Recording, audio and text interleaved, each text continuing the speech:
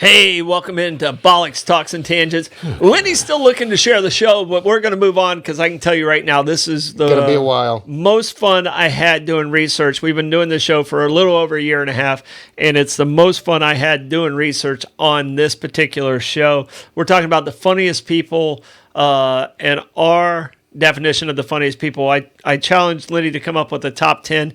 I tried to come up with the top 10. I ended up writing down 16 different names because I couldn't even limit it. And there's probably another 20 I could have put down, and I just couldn't stop. But I did the best I could. We're probably only going to get to each one of our top threes. Maybe. And, you guys join in and tell us who you think the funny people are. But just excited about this show. Happy February. We got Blake in the studio. We got a good whiskey today. Ooh, so nice. We went with the rye. We went with the Basil Hayden dark rye. Mm-hmm. And it is. This is for the good whiskey drinkers. Yes. This is not for the White Claw people.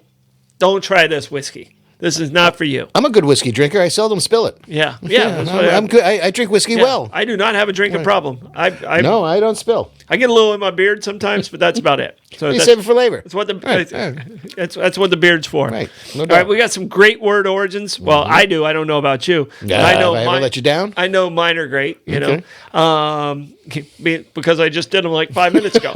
So, fresh in the mind. Yeah. The most important thing we got to talk about is our amazing sponsors. And we got to start with Kaiser's. We usually kind of put Kaiser's at the end. We had lunch at Kaiser's today. Yep. And what was the name of the sandwich we had today? Well, it's the Bollox now. Yes. Originally, it was something silly like, I don't know, turkey cheddar, tomato with ranch. But that doesn't matter anymore. Right. No, it is now matter. the Bollox. We've been named. We have our official sandwich. Mm-hmm. And it's at Kaiser's Deli and Market. If you want to try out the Bollox is turkey with cheddar and bacon and lettuce, tomato, and you got ranch dressing. I went light on the ranch, but it was just enough for me. Yep. And you got the hot peppers. Oh yeah. And I got the sweet peppers. Yeah. So I mean, you can go either way on the peppers if you even want the peppers. Right. Yeah. Some people don't do the peppers. You can put in onions. You can put in pickles. Whatever you want. The turkey is kind of a vanilla lunch meat. So you throw the hot peppers in there. You throw in some pickles. Even the daddle pickles. I might try that next time too. Oh yeah. Yeah. Oh, I didn't know that was an option. Yeah, he makes daddle pickles. Yep. When I asked for banana peppers, right. I mean, you could have said, "Hey, throw in some of the daddle pickles." Okay. In there. He sells them by the quart. You can get daddle pickle spears, or you can get the little daddle pickle chips on your sandwich, house made. They're at Kaiser's Deli and House. Like, did my face get red? The girls are saying my face is red. Hey, it is a bit red. Were we out in the sun today? It was a sunny day. I don't think so. All right. I don't think so. Well, maybe a little reaction to the rye. Huh. I guess I do look a little red. Okay. So I don't know. All right. I don't. If I start turning purple, Blake, and my lips start tingling, go get the Benadryl out of the car. Oh God. So we're gonna. Could you be allergic to this? Holy cow! Oh, that would be terrible. That would be bad. I'm allergic to tequila. Right. That I know. Yeah. So if I start getting allergic to bourbon, we're in trouble. Oh man, you have to change the entire show, or I get to drink more. I got water here too. So no, but we got a great show. Kaiser's Deli. Appreciate Kaiser. Kurt, appreciate you making that sandwich, the Bollox. That's really cool. And not only are they a sponsor, they also have a great market there. Yeah. We got some honey from there the other day, and it's great. That's Bee Hill Farms. Yeah. They're a local organic honey. Two of the nicest people in the world, Joey and Katie Versace. Oh, they're horrible. Oh my goodness, they're horrible people. Easy. I've known them since they were kids. I know. I'm sure. They're wonderful human beings. Yep. I love them very much. Joey's so nice. He gets out of the shower to pee. So silly boy. I have to talk to him about that. Yeah. No, his dad's been my dentist. I know. Probably before Joey was born. and just a wonderful family, Yep. the Kresge family, Yep. and they've been part of St. Augustine for over a century. Yeah. So, all right. Pirate Museum, St. Augustine Pirate Museum. You're going to be taking you're going to take a crew. Yep, exactly right. You're Yep. going to be taking a crew there. They're very excited. We have guests in town from Chicago. Yep, they have over 800 original artifacts. If you go there, you're never going to run out of something to learn, something to read. If you're like me, you just like to learn, and that's what's so amazing in there. That's why this show is so I've been wonderful.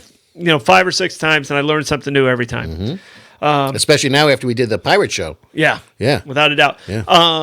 Abare, Kresge and Associates, talking about learning every year. You need to learn the new tax code every year, but you don't really have to. You give these guys a call. They'll take care of it. They'll make it right, and they'll get you the best refund you can possibly get because it is tax season. It's that time of year.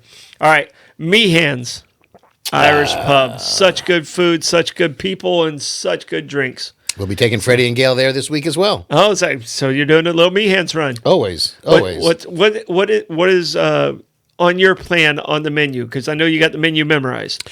I vacillate. Julie sticks to Caesar salad, mac and cheese, side Caesar, small mac and cheese, and drunken clams. No pasta, just the regular drunken clams. Yeah. Me, I go back and forth. One of these days, I'm really going to go off menu and try one of Chef Chris's Blackboard specials. They look pretty delicious.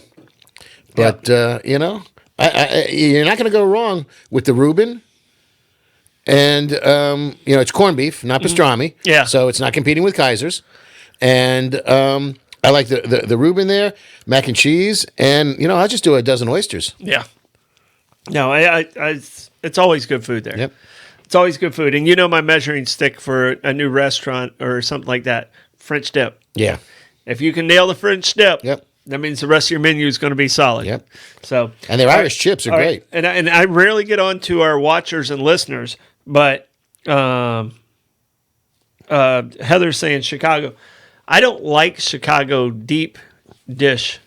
Now, the grandma's pie, I love. I'm laughing because there was something on, I guess, Instagram that Jon Stewart went on a 5 or 6 minute rant about how that's not pizza. It's a casserole. I mean, he went off on it. Oh my goodness! He said, you can't pass out and drown in a slice of pizza. You can pass out and drown in a deep dish pizza. Yeah. He was find it. It but is I like hysterical. the grandma's pie. Like at Augie's, they have a really good grandma's Yeah. pie, and it's a thick crust. It's almost like a Sicilian. Yeah, it's like a Sicilian, right? Yeah, and that's Right. exactly what it is. But I mean, Chicago, don't they flip flop the cheese and the? They put the cheese on the bottom and the sauce on the top. Yeah. Yeah. Yeah, so that's a little swimmy. And you're not picking it up and eating with your hand. That's a knife and fork. It's not good for bearded people. No. Chicago pizza is not good for bearded people. No. And there is a place in St. Augustine that is now a Chicago pizza place. Really? Yeah, over by the Belly Gym and the Dollar Tree on 312 and US 1. That's out of e-bike range. Yeah. That's okay. That's too far. It's too far. All right, good. Then you're safe. Yeah, I won't drown in my pizza. Yeah.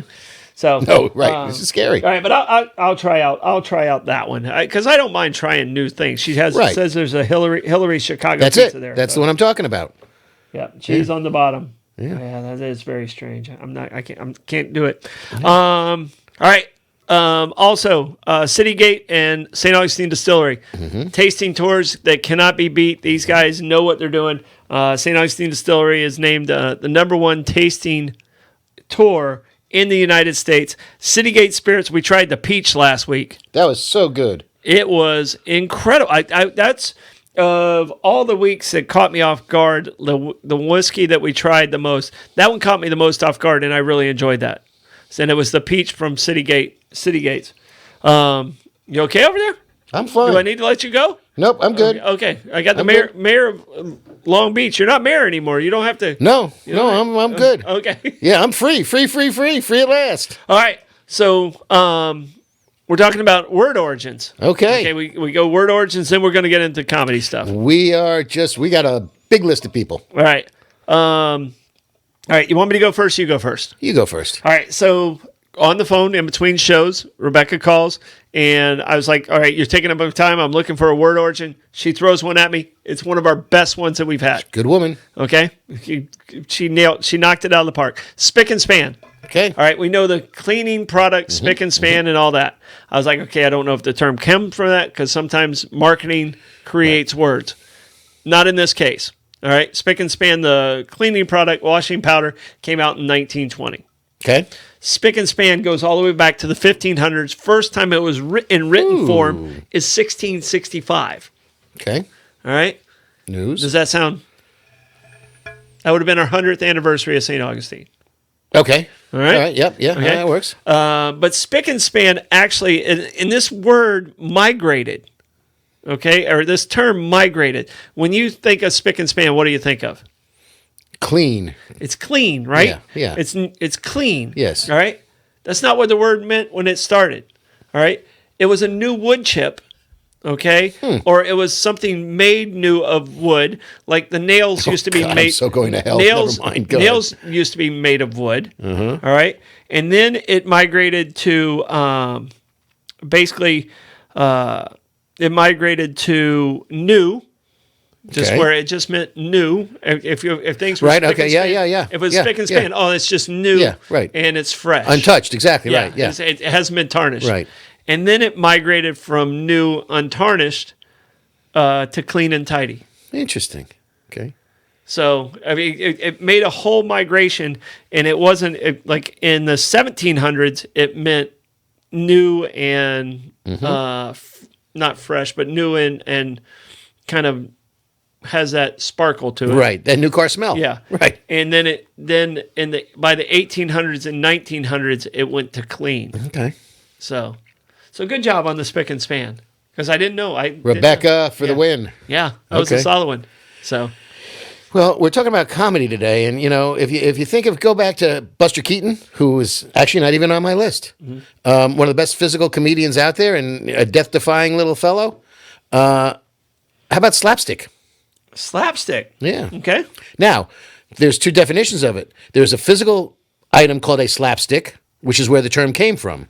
And it's two pieces of wood hinged together on a stick, and you swat it, and as they go, it makes a slap. a resounding sound and a slap. Yeah. So that's where slapstick came from, but it's evolved to be physical comedy with portents of violence in it. And if you're going to do slapstick comedy, you really have to be an acrobat, a stunt person, part of a magician, and you have to be able to survive some of this Some stuff. of the people on these lists. Yeah, well, Chevy Chase, bang zoom. Yeah. He was slipping on his banana peel. He was falling down. My least favorite comedian, you just brought him up. Well, he didn't make our list, Yeah, so he didn't make my list. yeah. But he was big on slapstick. So that's where the slapstick came from. I thought it came from Paul Newman movie. No, that's Slapshot. Slapshot. Oh, okay. Yeah, Had a different. slap in it. Yeah, yeah. And one of the best ice skated stripteases ever. Yes.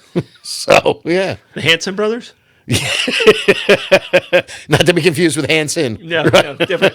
No doo-wop. Right. Doo-wop. Right. So that's slapstick. And if you think of Buster Keaton hanging off of the clock or running in front of the train, that's a lot of it too. Yeah. Yeah. Yeah. So he did a lot of his own stunts. He did. He did all of his own stunts, I believe. That's why. he That's did. why. In the olden days, if you were doing slapstick, you had to be in good shape. Yeah. Without a doubt. Yeah, no doubt. All right. Boondoggle. Yes, sir. All right. Boondoggle, I know boondoggle as a political term. Me and you both. I live in a political world in a lot of ways, and I know boondoggle as a useless project. So, like, a lot of people think beach renourishment, and I have to defend this a lot, is a boondoggle. And they don't understand it's a sacrificial sand that moves down the beach, and it protects the other areas, not where you put it, it's where it ends up. I'm curious to, and I don't want to dwell on this too long because we could talk hours on this, but I'm curious as to why on such an expansive beach, they don't have any groins or jetties that would capture the sand and keep it a little bit more localized, because it's the free flow of the sand going from north to south that keeps building it up down, and that's, will block up. The jetties were there, but they became more dangerous with currents and riptides and those things. Interesting. So just the way the inlet was and where it was at, it would really just it was a dangerous situation, and we started the beach renourishment in the late 90s, early 90s. It didn't happen until the late 90s, like around 96, was the first one. It's a 50-year plan. Yeah. So it's always been a 50-year plan. It's not something we knew we were going to fix on this first You don't, one. because if It's there's 5 nothing- yeah. Every 5 years, we're going to do this. And I can tell you right now, if we had not started in 1995, the houses, when Matthew came through, would look a lot different. Our shoreline would have looked a lot different than what it does today. It did exactly what it was supposed to do and exactly what the scientists said it was going to do. And, there's everybody who's just like, oh, they're just throwing money away. They're just throwing money away. No, it's, we saved so much more money than what we put into it that people will never see it. Yeah, there's a lot of people who are very, very strongly advocating for this, and we're getting off topic. It's a tangent. Yes, it's a tangent. But there's an awful lot of people that think they're wonderful, but there's as many people and scientists who think it's just they don't work. Engineered beaches are bad. I tend to disagree, but all I know is we now have an engineered beach in Long Beach, and part of that project, along with dumping a tremendous amount of sand, which was a big issue for a while, was extending and adding boulders to the groins to make them more secure to capture the sand as it goes. Yeah, you can create riprap closer, but when the jetties extend out, that means you're changing Mother Nature. Mother Nature always does find a way. Oh yeah, no doubt about it. Yeah. And and then you got to deal with the surf riders, and they are a vociferous group. No, they really are. Yeah. All right. My second one, but no, I haven't got to what boondoggle actually came from. Oh, we were just boondoggling, right? We were boondoggling about a boondoggle, right? Okay? Exactly, a bridge to nowhere. All right, but boondoggle actually came out of the 1920s, 1930s. All right, and I know we got a Boy Scout leader out there who's watching right now, and they might be like, oh, okay, that makes sense. All right, boondoggle actually came out of the Boy Scouts. All right, the little crafting that they do on their camping trips, the bracelets they make, the little things that really are fun to do but really aren't good for anything. Right. That's boondoggling. All right. And that became more of a political term as we started moving through the Depression and as we moved into the WPA projects and some of those things, because the WPA is where the term was first used in a political way, because we were trying to create jobs. Absolutely. By creating those jobs, they were called boondoggles because they didn't really always have to be done. No, but some of them have endured so long and are wonderful. People had to work. Yeah. I mean, a WPA project that's still today, if you're wondering what they are, is the Visitor Center. The Visitor Center. Sure. And the post office in Long Beach. And the other one in next to the pier, the old City Hall? The culture of the old City Hall. Yeah. That was a hotel, and there used to be another one on the other side. So, some of those WPAs that were called boondoggles actually turned out to be very necessary in history. Yeah, and a lot of them, and a lot of them were double focused because you had the buildings, but then they also brought in artists. And they would, the post office in Long Beach, which was a WPA project, has a magnificent mural in it that was done by an artist in that same time frame, paid for by the federal government. Yeah. Gorgeous stuff. But that's a boondoggle. It came from the Boy Scouts. Yeah, all right. So as opposed to a whatnot shelf. As a political person, You and I both. I never knew what a boondoggle actually. Nope, I knew what it was. I didn't know where it came from. Yeah. Right? Yeah, absolutely. Yeah, we knew the political term. Right, exactly. Yeah, so All right. What's your second one? Well, you are the star of the show, and there are days, far be it from me to be a second banana. Second banana. But that's my role here. I have cards that say I'm a sidekick. Okay, it's all right. I don't necessarily know that I'm your straight man, but by that same token, I am a straight man. Hi, honey, I love you. Yeah. Hey, cheap jokes are easy. It's a comedy show. Not that there's anything wrong with that. Not in the least. Oh man, I was listening to a freaking Norm Macdonald thing coming into work today. That's another long story. But if you can find Norm Macdonald and his bit on San Francisco, there's some funny shit in there. Mm-hmm. But yeah, a second banana or a straight man is the person who sets up the main comedian for whatever, and he's an add-on. Like Jerry Lewis was the second Abbott to Costello. Correct. Lewis and Martin, but I'm not sure it wasn't Dean Martin wasn't necessarily in this context the second banana. Dean Martin actually might be funnier than Jerry Lewis. Because he was so deadpan, too. But when they're together, he was the second banana. Right. And you know what was interesting? Because when I was looking this up just to get a little bit more information on it, you know what they used as an example? What's that? Ilya Kuryakin to Napoleon Solo. I don't know who either one of those are. Oh, my goodness, you are young. I'm not that young. Man from U.N.C.L.E., the original TV show. Okay, from the TV show. TV show, Man from U.N.C.L.E. Not the. No, it wasn't a comedy. So that's why I found it interesting. Napoleon Solo was the debonair James Bond I think type. it was Second Banana as being, that's like calling the guy from Dragnet. Joe Friday and Harry Morgan. Yeah. Yeah. Colonel Potter. Exactly. Best role he ever did. But there was a comment in the explanation that Ilya Kuryakin, as the cerebral Russian agent, was the second banana to the suave Bond-esque Napoleon Solo. Mm-hmm. So I thought that was interesting because I had only thought of it in comedic terms. Yeah, I did too. I never. Ed McMahon to Johnny Carson. Yeah.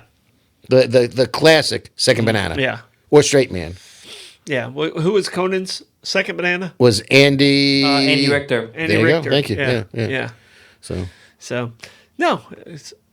I would not have put that together. Yeah. So all right. Okay. All right. So let's go, time to get baby. into Let's comedians. go. All right. Oh, this is not going to be easy. And I can tell you this. Let's just nail our top three out of the way. Okay. Blake and I talked a little bit on Mike's show about our top three.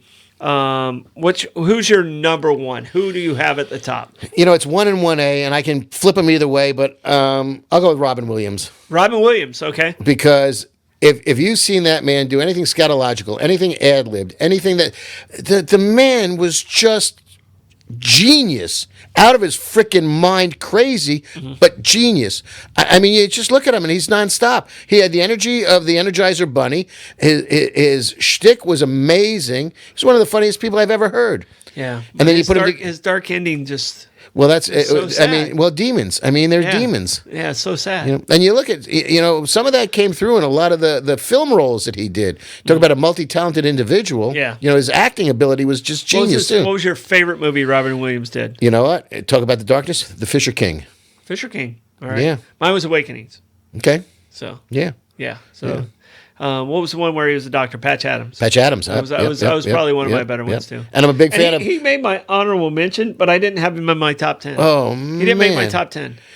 Talk to me after you see the thing that I referenced earlier to you, the Jonathan Winters and Robin Williams on Johnny Carson. Yeah. No, I think he's hilarious, but I mean the other people fit more into how they affected my life. Okay, for sure. Than what Robin Williams Absolutely. did in my life. And if you listen to my list, a lot of them are more of me from age 10 to 25. Okay. And the formative years. Yeah, the years where you form your warped sense of humor. Oh, baby. And my warped sense of humor plays into these top 10 more than anything else. Okay. Does your top 10 fit with your comedians? With my warped sense of humor? Yeah. Not as much. Some of them do, a couple of them. Yeah. But, no, my sense of humor is even more warped. I mean, I was thinking of a couple of things, that I'm not even going to say on who's air. your number one? Number one probably be Norm Macdonald. Norm Macdonald. Very good. Look up his San Francisco routine I heard on the radio today. It was very funny. Yeah. Yeah. Yeah. No, Norm Macdonald, he's the voice of the dog in Dr. Dolittle, which Murphy got a lot of crap about, but I love that movie. Yeah. Yeah. So, and Norm Macdonald made the movie from that. Eddie's in my Part B list. He's in my Part B list. Eddie squeaked in at number 9 in my top 10. Okay. So he squeaked in because I thought he was just absolutely brilliant on Saturday Night Live. Oh, no doubt about it. And his stand-up, Delirious and Raw, were just great. Mm-hmm. So and he wears a red leather suit better than anybody I know. Yeah, he crushes it. Yeah. From Long Island. And he can sing. From Long Island. Party all the time. You need to Google that story of Party all the time when he was he was snowed into Rick James's house. Oh, God. At the studio, and that's when they did party all the time. Snowed in literally and figuratively, or just literally and figuratively? Not cocaine. Okay, just checking. Not cocaine wise, but all right. So my number one was not even close. He was by far my number one. And I listened to him so much growing up. Everything he did. Yeah, and that's why I left him for you. And here's why I'm shocked he was not your number one. I left him for you because you said that. That's honestly, that's why would he have been your number one? He would have been right up there for sure. Okay, because I mean, I don't want to steal your number one, but I mean, no. We can share. Absolutely. And I thought he would be your number one for sure because he's a Mets fan. Just I listened to everything he did. Yeah. So here's my question: he was a Brooklyn Dodger fan who became a Met fan. Were you a Brooklyn Dodger fan, or were you too young? No, I was too young. I was born in 1958, so the Mets started in 62. Yeah. So I was 4 when the Mets started, and I've been a Mets fan since they started. So he was a Mets fan. Long suffering, as they say on the talk radio. Fan after. Yeah. The Dodgers left. Right. You had to make a choice. You could either go. You could either go to the San Francisco Giants or the Los Angeles Dodgers, because very few of those people became Yankee fans. You know who George Carlin gives credit to the most about making his stand-up comedian career great? No. The IRS. Okay. He had to stay on tour to pay the bills that he didn't pay in his previous life when he was on radio and when he was on some of the other stuff, when he really started making the money. And he gives the IRS the most credit. He's like, if it wasn't for them, I wouldn't have created my craft, and I wouldn't have been as good as what I am. I'm just going to interrupt you right now for a partial score. Yes. San Francisco 12. San Francisco 12? Yeah. What does that mean? That's one of George Carlin's things. He gives you, he does a sports report and he gives you a partial score. Oh, a partial score. Yeah. Okay. Should I do the weather? Yeah. It's cloudy. It's going to get dark later, but there'll be a chance of light at dawn. Yeah. Okay. That sounds like my weather report. Exactly. I didn't even know I was stealing from Carlin. Exactly. All right. But probably his most famous. 7 words, baby. Go for 7 words you can't say on television. All right. If you have children in the room, ask them to earmuffs it. If you have children in the room, they probably heard every single one of them on even network TV today. And I'm going to try and get them in the right order. How bad is that? And he could say them so fast. Right. It's shit, piss, fuck, cocksucker, motherfucker, and tits. That's them. Can't say those on TV. Knew 7 words them you can't cold say on when I was TV. 10, 12. Yep. All right. You nailed it at that point, right? Yep. All right. Now some of these words later can be said on TV. I marvel that they are. They have no filters. And if I'm saying that, man, there's an issue. I can tell you this. The one of these 7 you cannot say to an umpire if you want to stay in the game. Do you know what it is? I would go As a baseball coach, you master how you say this. Your delivery of how you say it so that they don't take it personal. Right. But yet you still, because when you say this, you're trying to get thrown out of the game. Right. All right. I would presume it's motherfucker. No. So that it's cunt. No. Really? Yeah. Cocksucker. No, it's cocksucker. Oh, interesting. Right? And I've had so many arguments with umpires that would not throw me out of the game. I'm tired of arguing with them. And I'm trying to motivate my team, and I'm just getting madder and madder. They won't. I was like, are you going to make me call you this? I can't believe you're making me. You seem like a nice human. But I can't believe you're making me call you this name. He's like, and they'll actually say, you know what you got to say. You know what you got to say. You're going to make me call you a... And then I call him that, or I say that, and then they throw me out. And I was like, well, I didn't actually say it yet. And then you peck them with the bill of your hat on their forehead a little bit, and then you walk off and like kick dirt. I was gonna say, I hope you Earl Weaver on the way out and kick dirt on his shoes. No, the whole time, the two of you are trying not to laugh as you separate, because you both have successfully done what you needed to do. Right, and I love the fact that there's a lot of people that don't understand. There's a ballet in baseball in those interactions that is just so poetic and time worn. They have wussified sports. Oh, the NFL isn't football anymore. Well, baseball too. baseball, you can't take anybody out at second base. Right. You know, Right. Johnny Bit. Pete Rose ran over Ray Fosse in the All-Star game. All right? That was a part of the game. Yeah. You can't do that anymore. You know, and I understand the injuries and stuff like that, and I get it. These guys are millionaires and billionaires. Right. But you know what? That's the risk they took to take this job. Right. All right? A guy who works on an oil rig out in the middle of the ocean, he knows the risk he took. He's getting paid for it and compensated for it. All right? Playing baseball, playing football, it's a dangerous game. That's why your careers are so short. And you get paid as well as you do. You get compensated for that, and that's what we're entertained by. See, that's the thing that troubles me. I admire the ability and the talent that Patrick Mahomes has. Mm-hmm. I do not like him. He is a whiny little punk. He is just a whiny little punk. But the rules have changed to where he's... But they're inconsistently applied, because if you watch the San Francisco-Detroit game... So is Brady. God, absolutely. He's equally another... And sorry, Ralph, I love you. He also another whiny little punk. Yeah. Because the hits that Jared Goff took in the San Francisco-Detroit game, he didn't get called not one penalty. And any one of those hits, Mahomes would have gotten 15 yards and a first down. Yeah. Any one of them. He's coddled. He's coddled. And there's no reason to. All the quarterbacks are. No, ask Jared Goff, because watch that game again. He got hit hard, and they never threw a flag. Yeah, that's... It's the standard isn't applied equally. The Lions should not have lost that game. They cannot point to any play or any... No, I'm not even... No, that has nothing to do with the outcome of the game. Coach going for fourth... Oh, it's his fault. Yeah, down that was crazy. Those 6 points and agreed. Taking control of a different situation and changed the whole dynamic of the game. Yeah. All right, my number 2. Go ahead. All right, my number 2, I think this guy, if you watch him in an interview and if you watch it and accept his whole body of work, I have 2 guys that fit in this category that are kind of different. All right, and this guy I think is possibly the funniest comedy writer of all time. Brilliant. All right, and it's Mel Brooks. Melvin Kaminsky. Absolutely. Melvin Kaminsky. And Melvin Kaminsky, later Mel Brooks, he started as a drummer.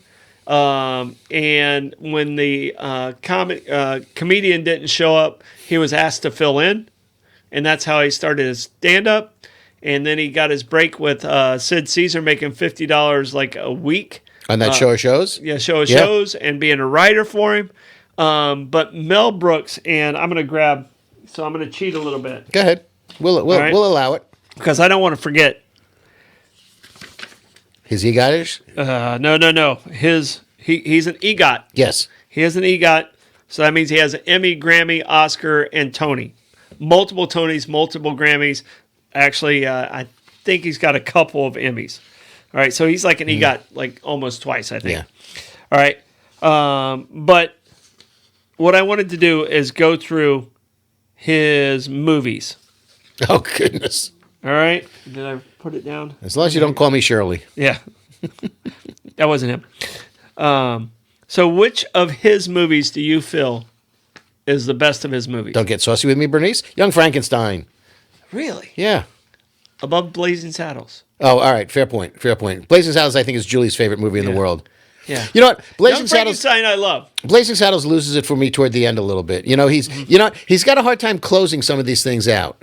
You know, when it got all slapsticky with the Bubsy Berksy stuff at the end of it. Yeah, but yeah, Blazing Saddles there was brilliance in that. You know, the throwaway lines in these things just go on forever, though. You know. Yeah, no, I mean it's absolutely amazing. The producers, Young Frankenstein, Blazing Saddles, History of the World Part 1, Part 2. Mm-hmm. You know, just High Anxiety. High Anxiety, Robin Hood, Men in Tights. Men in Tights. You know, just brilliant. And he wrote a lot of the music that was in the producers. Yeah. He wrote a lot of music that was in some of the other stuff. Yeah. And he worked with Sid Caesar. He worked with the TV show Get Smart. He worked with Carl Reiner. That was Buck Henry, yeah. I mean, just absolutely. Yeah.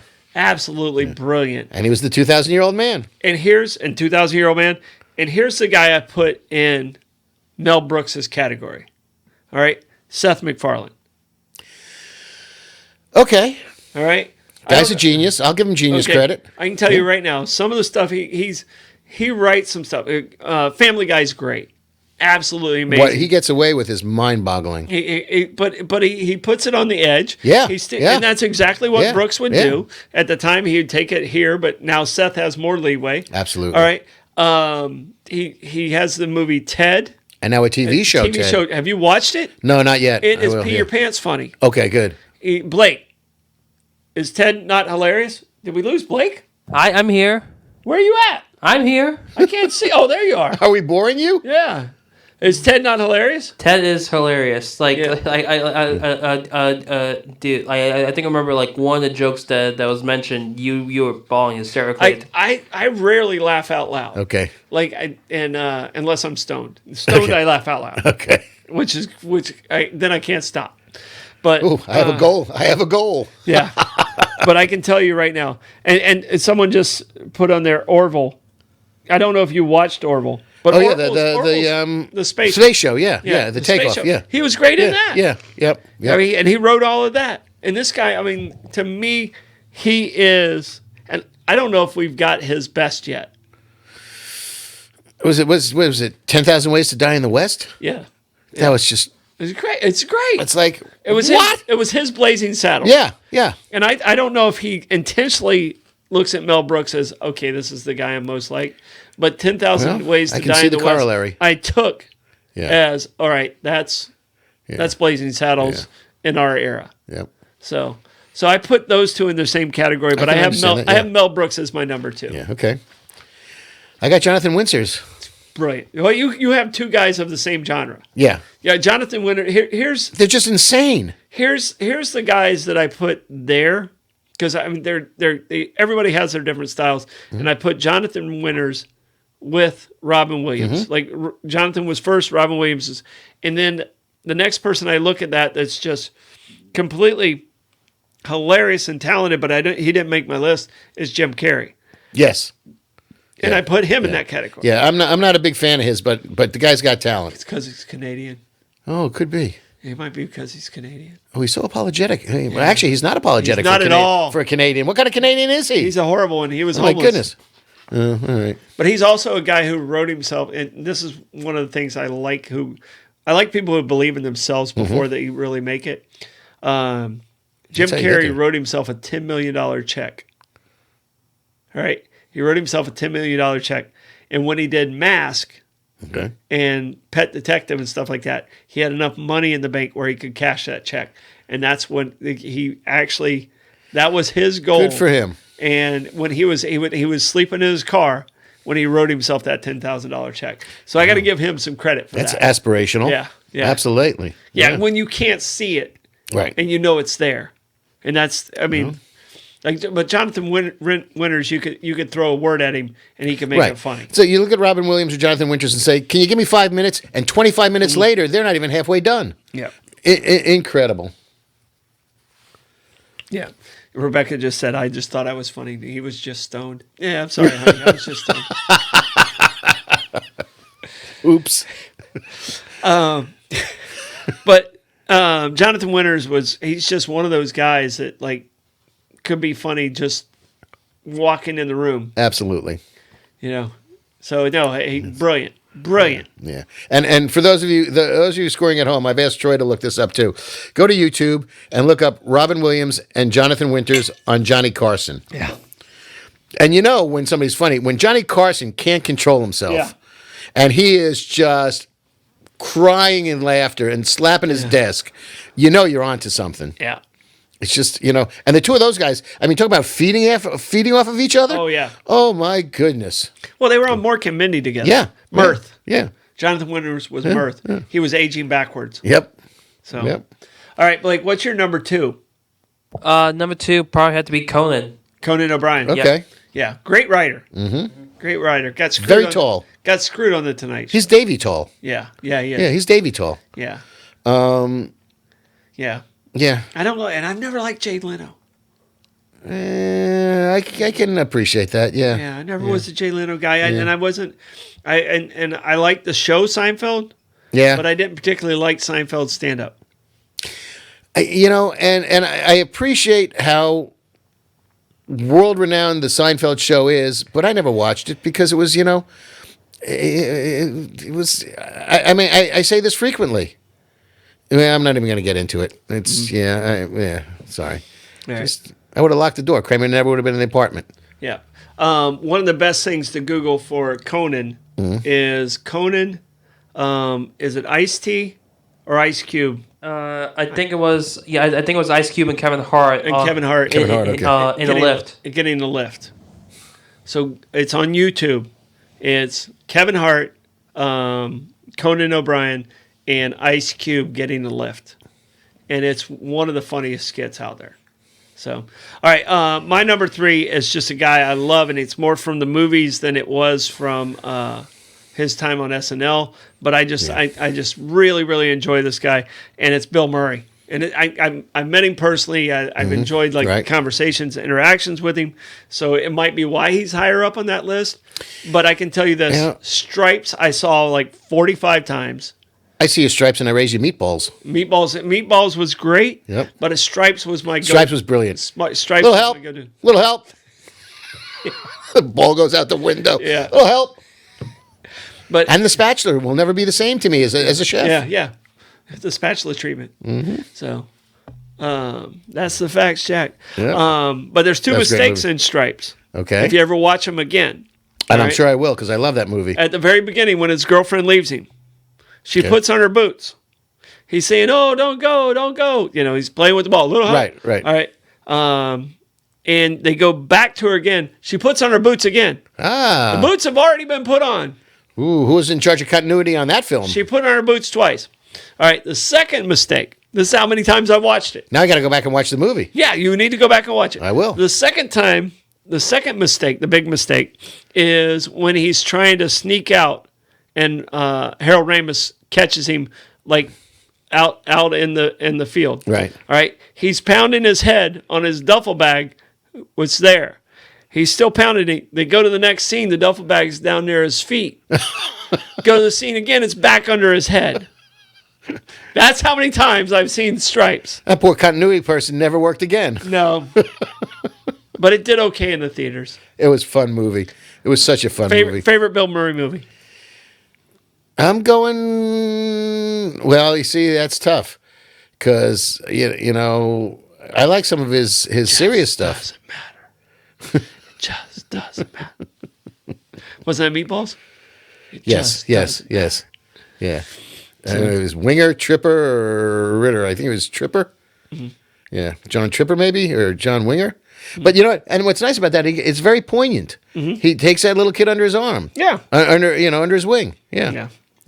I can answer this for Pete. Pete's favorite movie of all time is Ghostbusters 2.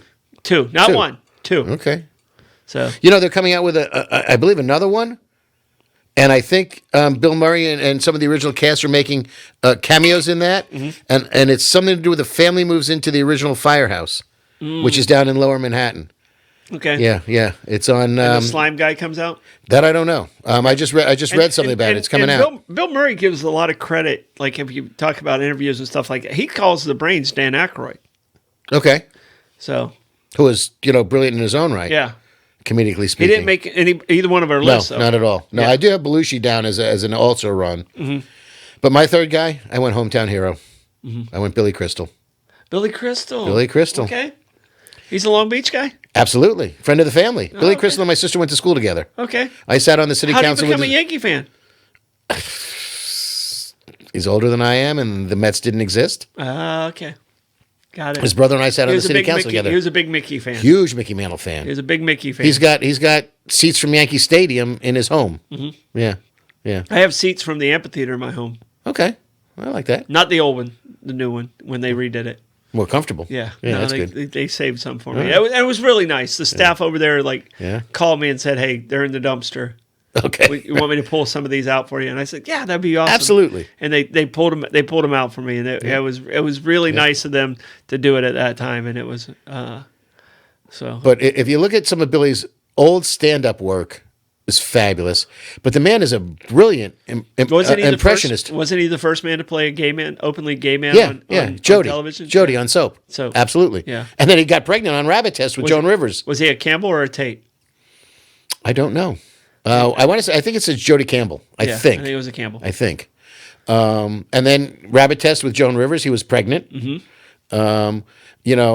And then he got into the other movies, all the Robert De Niro stuff. But how can you go wrong with The Princess Bride? Yeah, Miracle Max. Miracle Max is. I was going to ask favorite character by him, and that's got to be Miracle Max. Yep.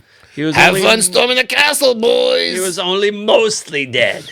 All right, but we got to talk about our sponsors, though. All right, and one more thing before we do, his impression of Muhammad Ali is brilliant, and Muhammad Ali and Howard Cosell. Brilliant. He does the two of them. Best Howard Cosell, and he became so close with Muhammad Ali. Yeah, him and Muhammad became really close. He would interview Muhammad Ali as Howard Cosell, which was brilliant. Absolutely. And talking about what a good sport Muhammad Ali was for that, it was just brilliant.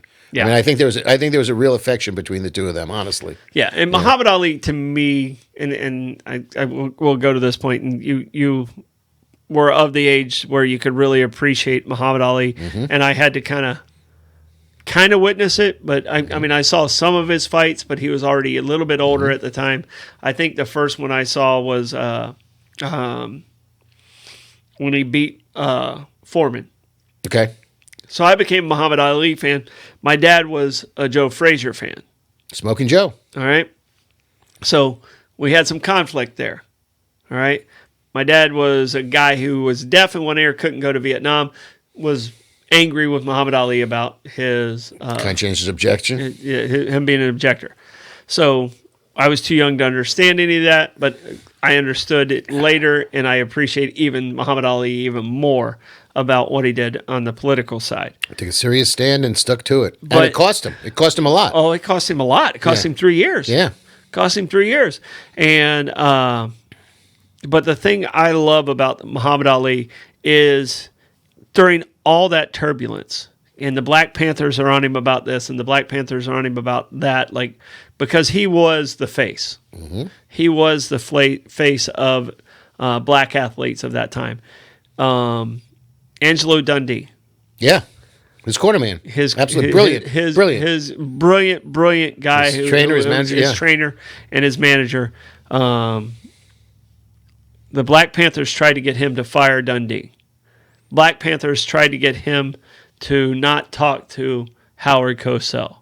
And Muhammad Ali stood up, and he didn't just stand up to, the man. He stood up against the side he was actually trying to fight, because he stood up for right and wrong. Yes. And it wasn't, he was who he was at the time, but what he was. And that makes me appreciate him even more, as that's why he's the greatest. Yep, without a doubt. And I know some people like, of the South that I grew up in, Muhammad Ali was villain number one. Yeah. So, and it's a shame because they didn't see what he actually was and who he actually. And I'll tell you who I feel is very similar to that, is who he is who he is. And I love this guy to death, and that's Charles Barkley.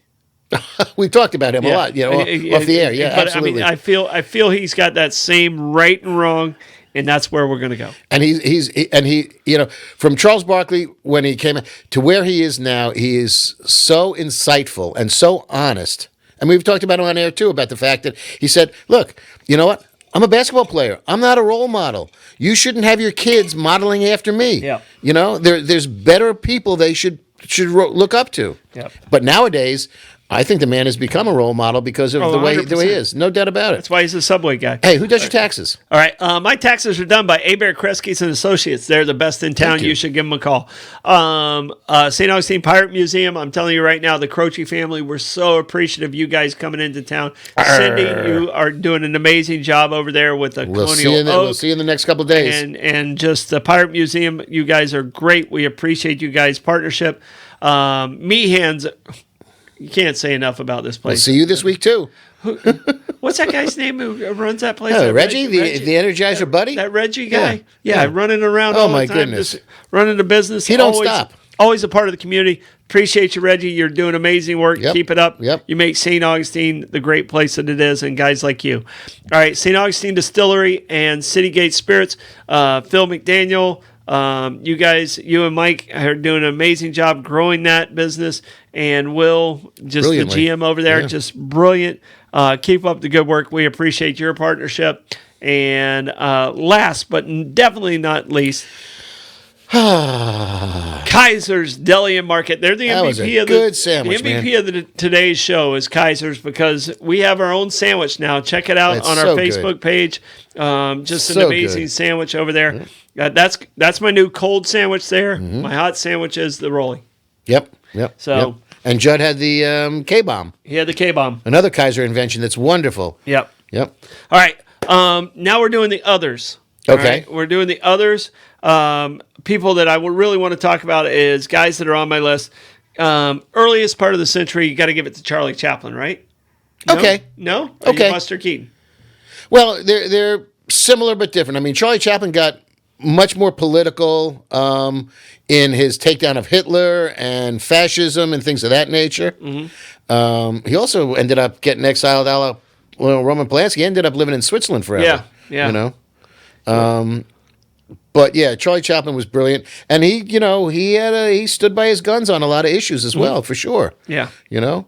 He was the first millionaire movie. Right, and and he emphasized poverty and homelessness and hunger. A little tramp. Yep. The Great Dictator. I mean, he here's the guy- mocked fascism and Hitler and things of that nature. Before you could even talk, he was hilarious. Yeah.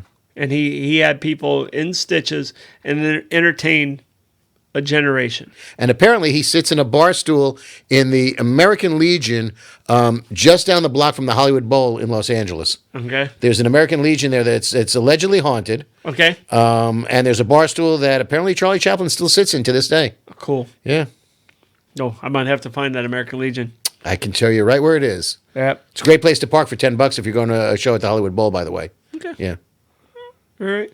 So, first generation, would you give it to Charlie, or are you saying it's Buster Keaton, or you have somebody else? I think they're that you different. give it too early? I think they're very different in the fact that, Charlie Chaplin, as I said, his films were more political. Buster Keaton's films were a lot more slapstick. They were dramatically much light entertainment. The chasing the train, falling off the clock tower, hanging from the hands of the clock. I think they were different, honestly. I think there was a lot more message in Chaplin's work than there was in Buster Keaton's, in my opinion, for what that's worth. But yeah, so All right. We're having a head-to-head battle. Go ahead. All right. Head-to-head battle. Three Stooges versus Laurel and Hardy. Three Stooges, without a doubt. All right. Without a doubt. Martin and Lewis versus Abbott and Costello. For me, Abbott and Costello.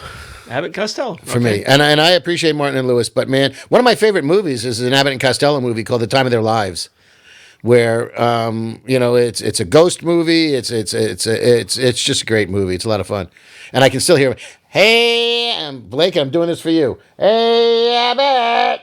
Yeah. Yeah.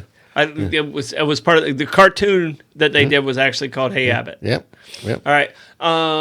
Let's go with Cheech and Chong and Kevin Hart and Dwayne Johnson. Dave's not here, man. Dave's not here.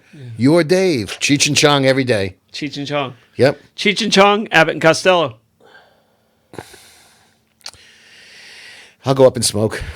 Still going Cheech and Chong, huh? I am, yeah. As much as I love Abbott and Costello. All right. Yeah. Blake, going to your generation, do you have a comedy duo that you're like, oh gosh, I gotta absolutely love it? I know not part of my generation, but I'll say Penn and Teller. Penn and Teller. Okay. Excellent Okay. choice. Okay. So, Yeah. Penn and Teller. What about Chris Tucker and Jackie Chan?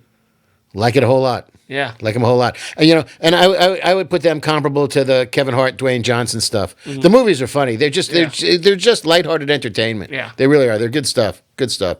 The Chris Tucker, Jackie Chan shit is just wild. All right. You know. And we have not talked about any women yet got a on bunch. the list. And we both have some women on the list, but we only have about 6 minutes. Okay. All right. I have two. Give me your top two women Okay. in comedy. Kathleen Madigan, who is a contemporary comedian. She's from St. Louis. She is just hysterical.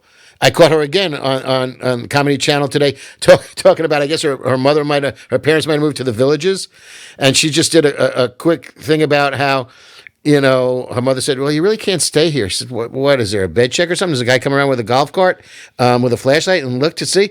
And the mother said, yeah, I think they do. She said, well, in that case, Mom, I'm going to sleep with my sneakers on and a pair of gym shorts and my sports bra. And if I see that flashlight, I'm going to get up and I'm going to go spook him.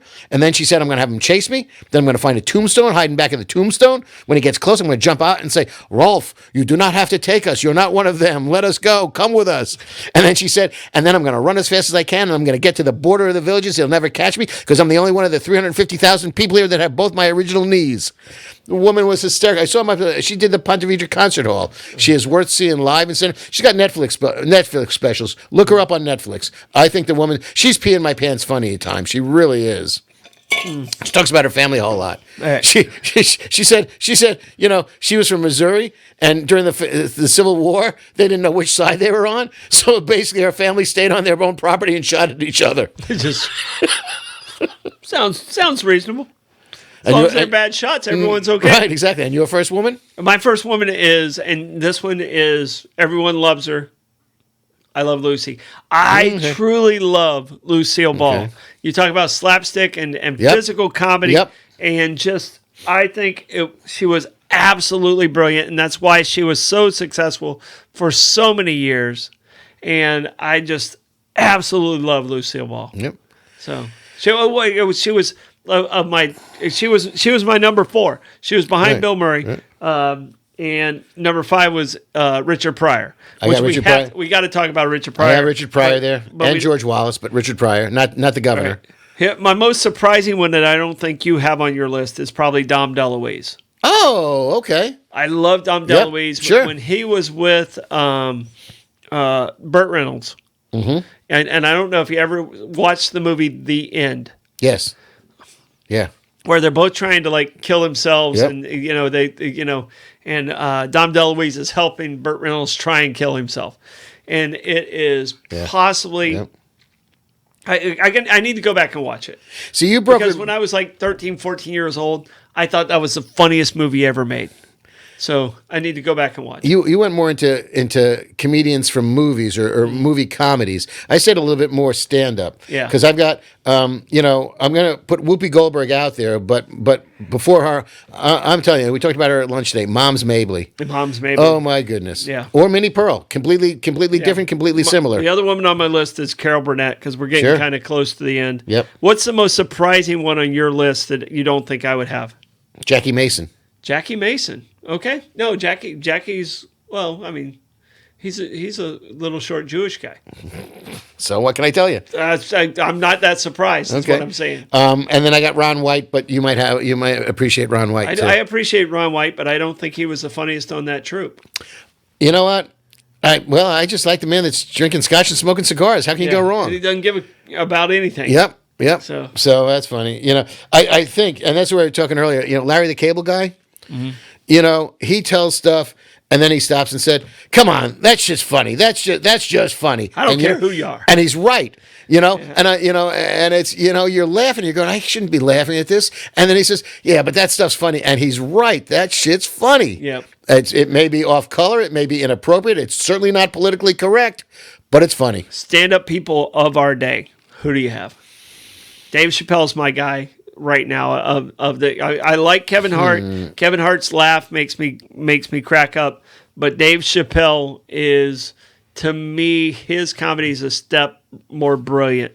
You got John Mulaney and Jim Gaffigan. For contemporary. Gaffigan I like. Gaffigan I like. Yeah. Okay. So. All right. Red Fox is my other one that a lot of people only know him as Sanford and Son. Oh, no. But his stand-up was... Oh, he was blue as can be. So brilliant. Yeah. So he was just, he walked right up to the line and then said, "No, I'm going to step over it." All right. Sort of like Buddy Hackett. Last question. Give me your Mount Rushmore of funny people. You don't have to put me in. Jonathan Winters. Okay. The Marx Brothers. Are you going to put them? You're going to ball them all up? Yeah, I'm gonna make one out of the four of them. See, I was a big Harpo fan, but I didn't care about anybody else. Harpo, Grouch, If you watch You Bet Your Life, and by the way, and then Buddy Hackett did an update of You Bet Your Life. Mm-hmm. Oh my goodness, that was just insane. Yeah. Richard Pryor deserves to be somewhere, and I don't know. I'm good there for the time being. I'll hear you. All right. My top four are Carlin, Brooks, Murray, and Lucille Ball. I'm going to take out Murray. Okay. Okay. And I got to put Richard Pryor into that role because I think my personal feelings about Bill Murray moved him up on my list. Fair enough. But I think who's impacted comedy is Carlin, Mel Brooks, Richard Pryor, and Lucille Ball. Well, we haven't talked about John Belushi. I said, we should do a Saturday Night Live show because I think I think Belushi Saturday in his Night own Live, right. It's its own thing. Yep. Because I have Gilda Radner down here too. I can tell you right now, the early guys, by the time years 2, 3, and 4, year 1 it was still a little in. They were shaky. Yeah. And Carlin was the first person who was on Saturday Night Live as a host. So we might need to relook at comedy through the eyes of Saturday Night Live. Yep. Started in 1975. Yep. For those of you playing trivia, write that down. All right. Guess what? We're done? We're overtime. We're in overtime right now. Blake, you got anything else you want to add in? No. All right. No. Right. That was a hard no. Oof. If you did not hear it. The boy's hungry. All right. Thank you. I love doing this show. We could have talked another hour easily. I want to say thank you to you guys. If you would, please hit that share button. This was a good show. I want to hear somebody else and their opinions on it. Yep. We're going to have this up on YouTube, and hopefully some people will jump in on that side and tell us who they think is the best out there. Support our sponsors and let them know where you heard about them. All right. This is Bollox Talks and Tangents. We'll see you next week at 6:34.